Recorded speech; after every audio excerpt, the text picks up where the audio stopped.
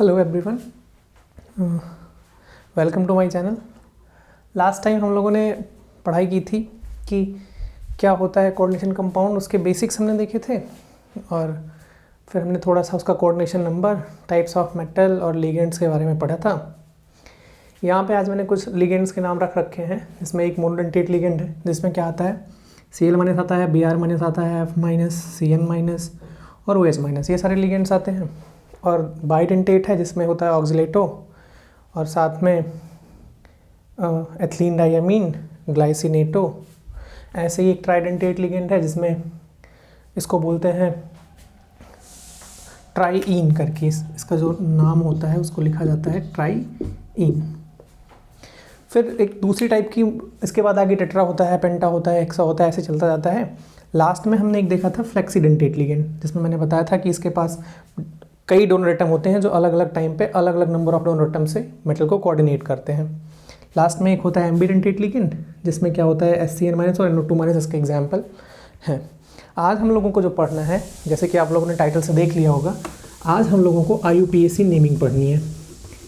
IUPAC naming के बारे में अगर बात करें तो ये बहुत ही इंपॉर्टेंट टॉपिक है।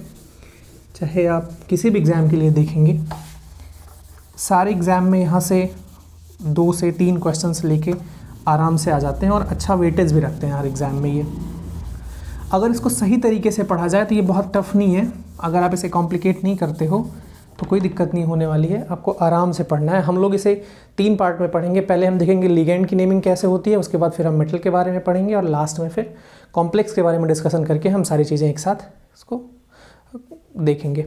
सबसे पहले अगर हम देखें, पहले हम बात करेंगे लिगेंड का। लिगेंड की बात अगर हम करें तो यहाँ पे लिगेंड की नेमिंग कुछ इस तरीके से होती है कि अगर कोई भी लिगेंड जिस पर नेगेटिव चार्ज है, कोई भी एनायनिक लिगेंड जो होते हैं, एनायनिक लिगेंड की अगर बात करें तो इसमें जैसे अगर मैं मान लो क्लोराइड की बात करूं तो सारे एनायनिक लिगेंड्स में ई को रिप्लेस करके उस नेमिंग करते टाइम वहाँ पे ओ लगा दिया जाता है और इसको क्या हो जाएगा, क्लोराइडो या क्लोरिडो, जो भी आप पढ़ें। ठीक है, ई को किससे रिप्लेस करना है, ओ से। जितने भी टाइप के एनायनिक लिगेंड्स होते हैं उसमें सब में ई को ओ से रिप्लेस करना है। अब अगर कोई लिगेंड जैसे Cl माइनस की बात अगर हम कर लें, अगर ये एक Cl माइनस है तो वहाँ पे सिर्फ क्लोराइड यूज होगा या क्लोराइडो यूज होगा। 2 हैं तो डाई, 3 हैं तो इसके साथ ट्राई यूज होगा, जैसे 3 क्लोराइड है ट्राई क्लोराइडो यूज होगा नेमिंग करते टाइम, अगर 3 एक साथ क्लोरीन है तो। 4 हैं तो टेट्रा, 5 है तो पेंटा, ऐसे करके इसकी नेमिंग होती है। उसके बाद फिर अगर हम देखें, एक जो स्पेशल टाइप का यहाँ पे होता है, अगर कोई कॉम्प्लेक्स लिगेंड है, कोई कॉम्प्लेक्स लिगेंड है या कोई ऐसा लिगेंड है जिसके नेम में ही इनसाइड द नेम क्या डाई और डाई ट्राई ये सारी चीज़ें आती हों, अगर नेम के अंदर ही डाई ट्राई आती हो या कोई कॉम्प्लेक्स लिगेंड हो तो उसकी नेमिंग करते टाइम पे हम लोग, अगर वो 2 है तो डाई ना यूज करके हम वहाँ पे बिस यूज करते हैं। अगर वो लिगेंड 3 है तो ट्राई ना यूज करके वहाँ पे ट्रिस यूज करते हैं। अगर वो 4 हैं तो टेट्रा ना यूज करके हम क्या यूज करते हैं, टेट्रा किस यूज करते हैं। जैसे मैं अगर आपको एक एग्जांपल दूं यहाँ पे कि कौन से ऐसे लिगेंड्स हैं, जैसे मैं आप लोगों ने पढ़ा होगा एथिलीन डाइअमीन, है ना, अभी हमने देखा था एथिलीन डाइअमीन।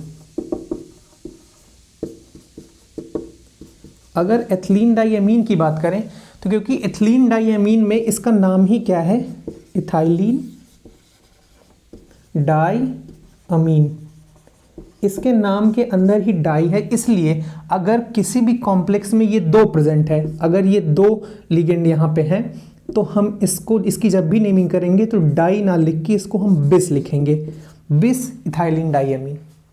ऐसे होती है इस टाइप के लिगेंड की नेमिंग। ठीक है, तीसरा टाइप अगर इसमें आता है जो लिगेंड्स में, वो आता है एम्बीडेंटेट लिगेंड का। तीसरा टाइप जो आता है वो एम्बीडेंटेट लिगेंड की नेमिंग का आता है। ये भी एक, इसकी भी नेमिंग एक अलग तरीके से होती है। जैसे अगर हम बात करें SCN, ठीक है, अब HCN माइनस या फिर NO2 माइनस। HCN माइनस या NO2 माइनस की बात करें तो इसका नाम HCN माइनस का नाम, अगर सिर्फ HCN की बात करें, HCN माइनस का नाम होता है थायोसाइनेटो। अगर इसकी बात जब इसकी नेमिंग करेंगे, लिगेंड, अगर ये लिगेंड कॉम्प्लेक्स में प्रेजेंट है और इसकी नेमिंग करेंगे तो इसके साथ ही यहाँ पर एक लेटर यूज होता है जिसको हम कप्पा बोल सकते हैं या के होता है, और हम साथ में इसके ये लिखेंगे कि किस मेटल के साथ ये कोऑर्डिनेट कर रहा है। जैसे अगर ये सल्फर के साथ कोऑर्डिनेट कर रहा है तो के के साथ S लगा देंगे, अगर ये नाइट्रोजन के साथ कोऑर्डिनेट कर रहा है तो यहाँ पे इसके साथ N लगा देंगे। यहाँ पर ये दिखाता है कि एम्बीडेंटेट लिगेंड जो है उसका कोऑर्डिनेशन किस साइड से हो रहा है। ये यहाँ पे ध्यान देने वाली बात है। इतनी चीज़ें हैं जो मोस्टली लिगेंड की नेमिंग में ध्यान दी जाती हैं। अभी साथ में जब हम कॉम्प्लेक्स की बात करेंगे तो एक साथ सारी चीज़ें आएंगी। अब आता है फिर मेटल की बात करें, अगर हम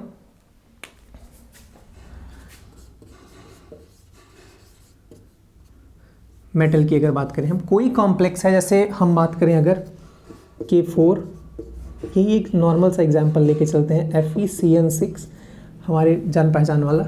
इसका अगर हम K+ को अलग कर दें तो ये केवल और केवल बचेगा क्या, FeCN6, ऊपर कितना आ जाएगा 4-। ऐसे कॉम्प्लेक्स जिसके ऊपर माइनस नेगेटिव चार्ज होता है, ऐसे कॉम्प्लेक्स को बोलते हैं एनायनिक कॉम्प्लेक्स। एनायनिक कॉम्प्लेक्स में जब भी मेटल की नेमिंग करते हैं तो वहाँ पे क्या होता है, मेटल के नेम के आगे 8 जुड़ जाता है।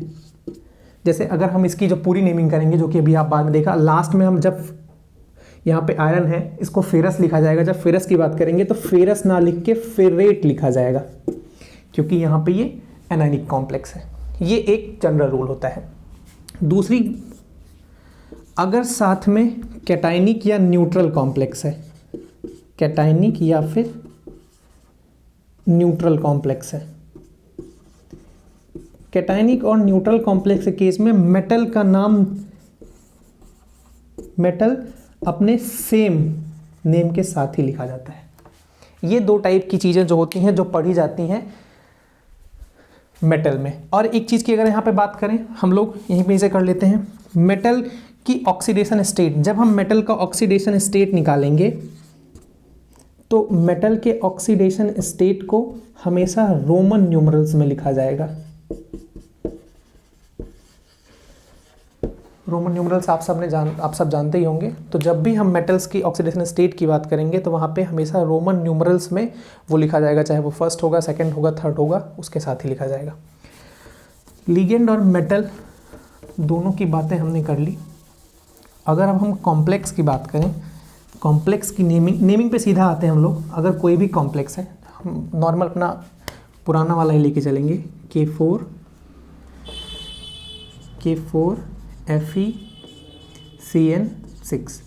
अब इसकी नेमिंग करते टाइम बहुत ध्यान देने वाली बात है। जो सबसे पहला रूल है वो हमेशा क्या है कि अगर इसको हटा के अगर हम केवल और केवल कॉम्प्लेक्स की बात पढ़ते हैं, ये तो बाद में देखेंगे। अगर मान लो यहाँ पे क्या है 4- है, जब भी कॉम्प्लेक्स के अंदर की नेमिंग करेंगे तो लिगेंड की नेमिंग पहले करेंगे। लिगेंड की नेमिंग प्लस मेटल की नेमिंग और उसके बाद यहाँ पे उसका ऑक्सीडेशन स्टेट। एक जो दूसरी चीज़ इसमें ध्यान देने वाली बात है कि कॉम्प्लेक्स जो इस कोऑर्डिनेशन स्फीयर के अंदर जितनी चीज़ें हैं, इनकी नेमिंग करते टाइम कोई भी स्पेस नहीं यूज़ होगा। नो स्पेस, कोई भी स्पेस यूज़ नहीं होगा इनकी नेमिंग के अंदर। अगर मैं इसकी नेमिंग यहाँ पे करके दिखाता हूँ, आगे का पार्ट अगर हम छोड़ दें, यहाँ पे 6 लिगेंड है, साइनाइड माइनस, तो इसको साइनेटो बोला जाएगा। साइनेटो 6 है तो क्या हो जाएगा, हेक्सा साइनेटो। कोऑर्डिनेशन नंबर की बात अगर यहाँ पर हम करें तो x+6, इसका चार्ज होता है -1 = -4, यहाँ से x आ जाएगा +2। हेक्सा साइनेटो, क्योंकि एनायनिक कॉम्प्लेक्स है, यहाँ पे नेगेटिव चार्ज है, इसलिए जब फेरस की जगह पे फेरेट लिखा जाएगा, फेरेट, और साथ में इसकी ऑक्सीडेशन स्टेट रोमन न्यूमरल्स में सेकंड लिखी जाएगी। कोई भी स्पेसिंग बीच में यहाँ पे यूज नहीं होगी। ठीक है, ये ध्यान देने वाली बात थी।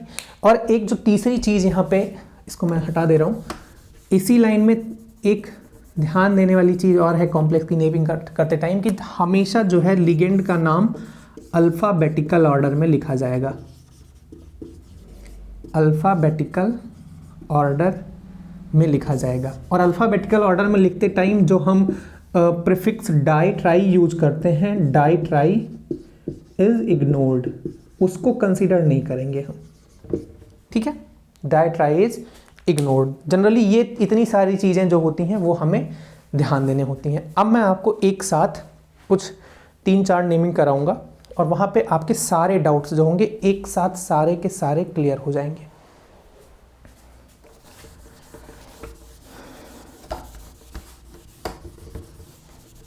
दो एग्जाम्पल्स मैं लेके आया हूँ। एग्जाम्पल्स तो काफ़ी हैं मेरे पास, लेकिन दो एक साथ जो तक कराने के लिए हैं वो यहाँ पे हैं।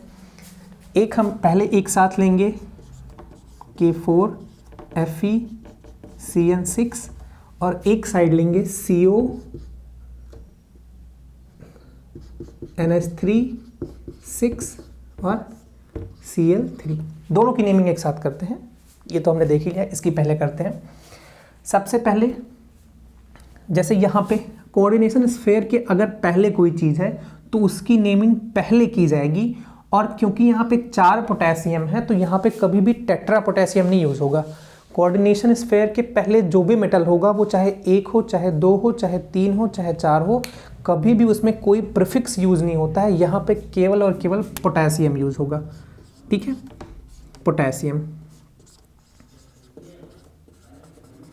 और कोऑर्डिनेशन स्फीयर की क्योंकि ये पोटेशियम बाहर है इसलिए पोटेशियम के नेम के बाद थोड़ा सा स्पेस होगा, क्योंकि मैंने क्या बताया था कि जब भी हम कॉम्प्लेक्स के अंदर की नेमिंग करेंगे उसमें कोई स्पेस नहीं होगा, क्योंकि ये बाहर है तो यहाँ पर ये स्पेस रहता है। ये ध्यान देने वाली बात है, हमेशा ध्यान रखना।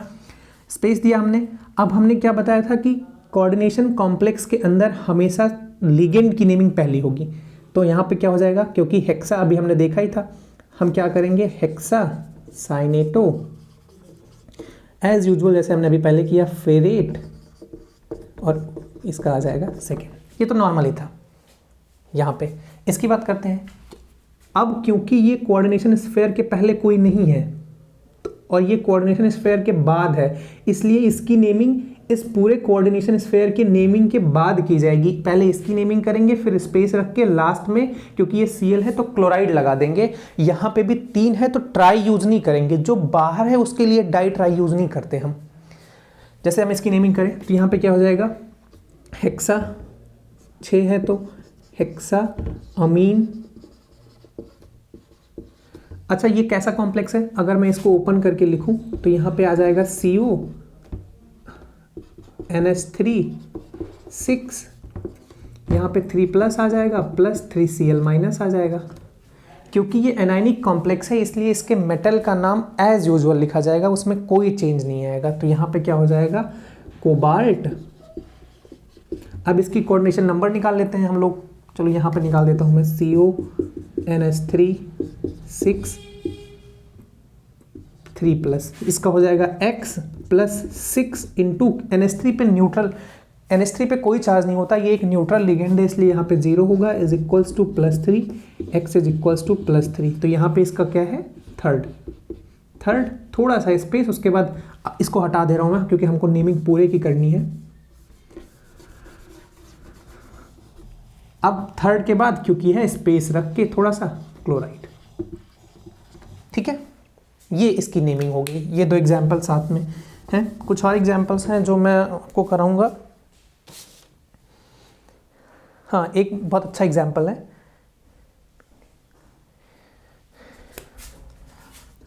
Na PT Br Cl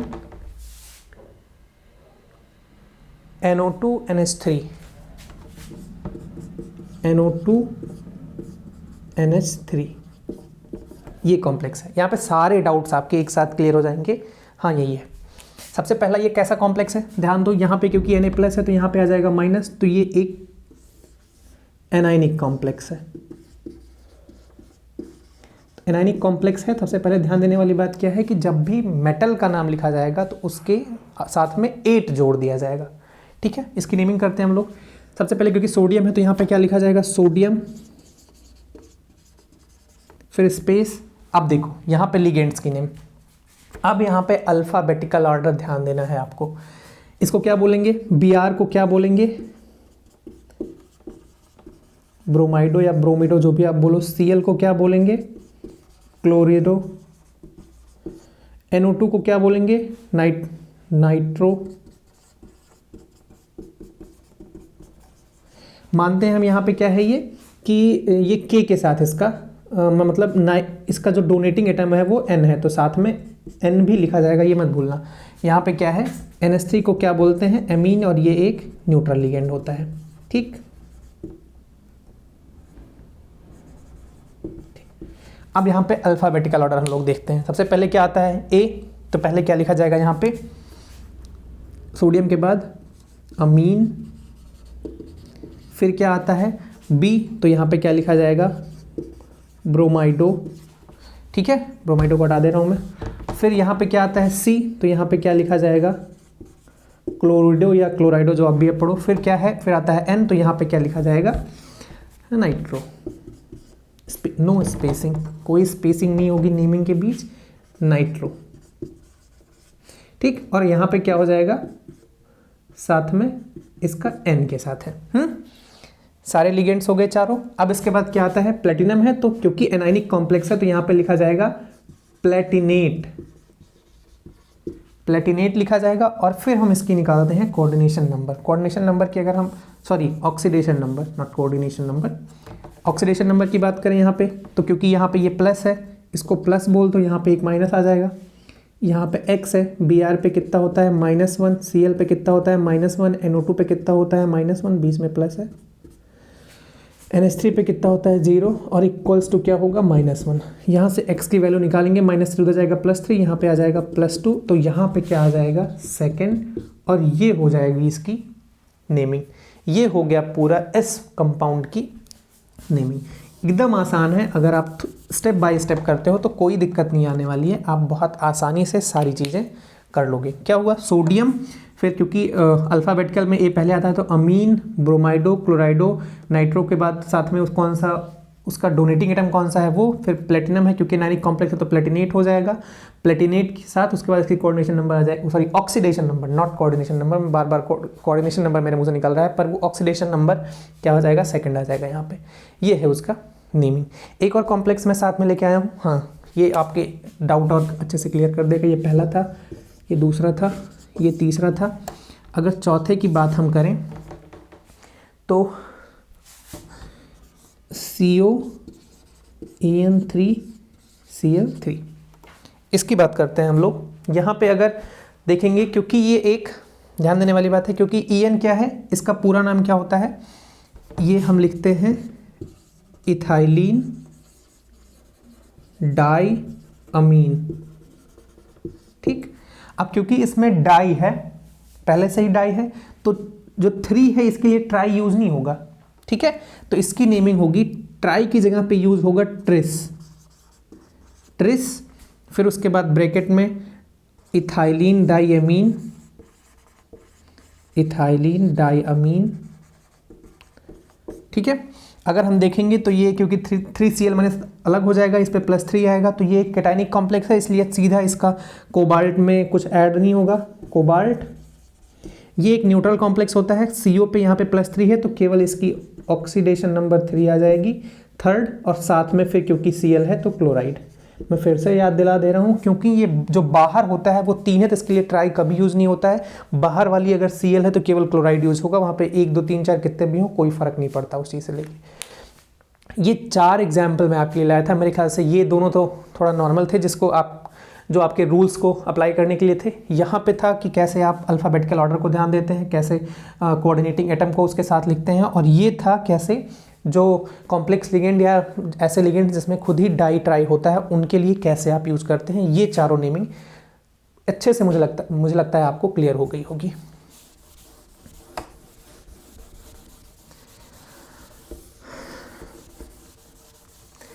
अभी इसके बाद की कुछ चीज़ें हैं जो हम डिस्कस करते हैं।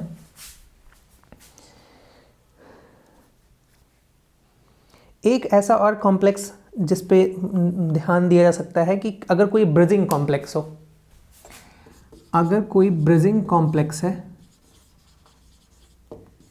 तो इसकी नेमिंग कैसे करते हैं। अगर कोई ब्रिजिंग कॉम्प्लेक्स है तो इसकी नेमिंग कैसे करते हैं। ब्रिजिंग कॉम्प्लेक्स की नेमिंग मैंने एक एग्जांपल से मैं आपको समझाता हूँ। जैसे क्या है, NH3 twice PT Cl PT platinum है, वो मैं बार बार PT बोल रहा हूँ, आप समझिएगा, NH3 ट्वाइस। ठीक है, कभी भी जब ऐसे कोई ब्रिजिंग कॉम्प्लेक्स है तो जो भी लिगेंड या जो भी एटम ब्रिजिंग पे है उसकी नेमिंग करते समय हमेशा म्यू लगाया जाता है। म्यू, उसके बाद ब्रिजिंग एटम का नाम। ठीक है, अब यहाँ पे हम देखते हैं क्या है, 2 Cl हैं तो यहाँ पे क्या यूज होगा, सबसे पहले डाई, फिर उसके बाद म्यू, फिर क्लोराइडो, एक सेकेंड,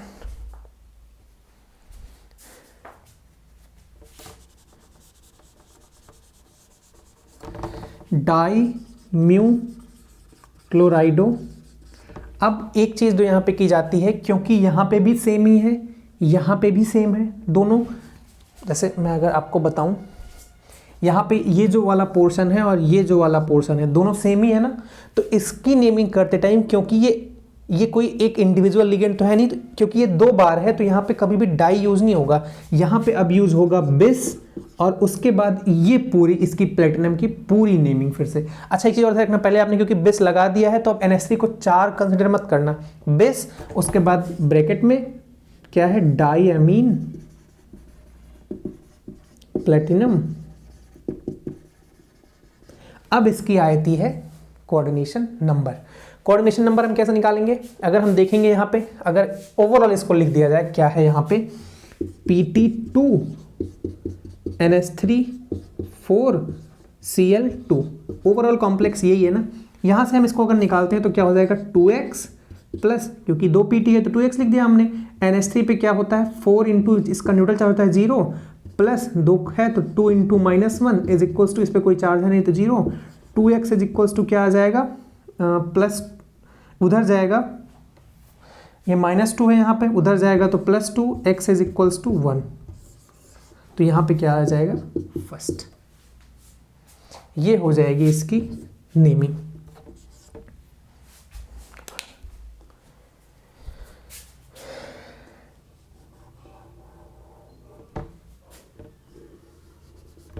ये हो जाएगी इसकी नेमिंग ऐसे कॉम्प्लेक्स की।